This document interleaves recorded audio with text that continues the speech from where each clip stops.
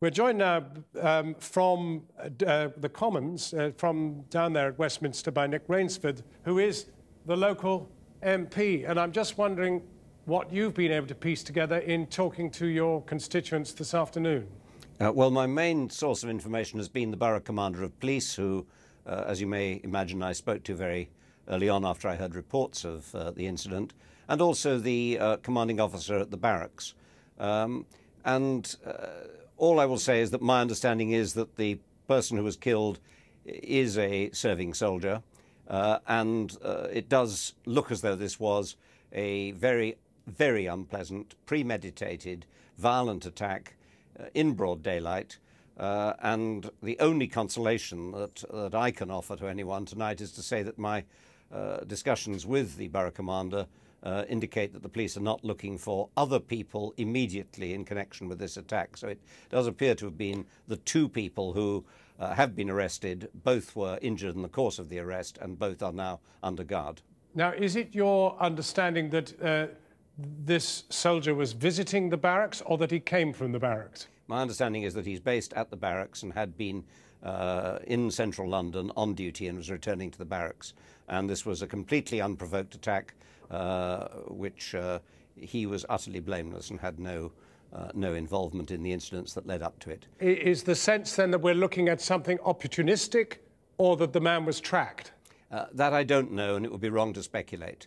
Let me pause you there, Nick Raynsford. I'm sorry, but the Prime Minister's just about to speak. Let's just hold on. We think that from Paris, we're about to get from the Élysée Palace, the Prime Minister. About this absolutely sickening attack in Woolwich in London. It is the most appalling crime. We obviously are urgently seeking, and the police are urgently seeking, the full facts about this case, but there are strong indications that it is a terrorist incident. Two people at the scene of the murder were wounded by the police, and they are being treated as suspects. The Home Secretary is chairing COBRA tonight to bring together the police, the security services, all of the agencies, so that we gather every piece of information that we can.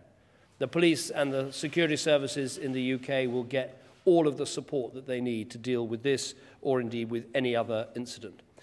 I'll be returning to London later tonight so that I can chair a COBRA meeting again in the morning to make sure that we have all of the facts of this case. Tonight, our thoughts should be with the victim, with their family, with their friends. People across Britain, people in every community, I believe, will utterly condemn this attack. We have had these sorts of attacks before in our country, and we never buckle in the face of them. Francois, thank you for what you said about the relationship between Britain and France. I think we share very similar views about this. We'll leave the conversation between the two leaders there, who had considerable business to do anyway.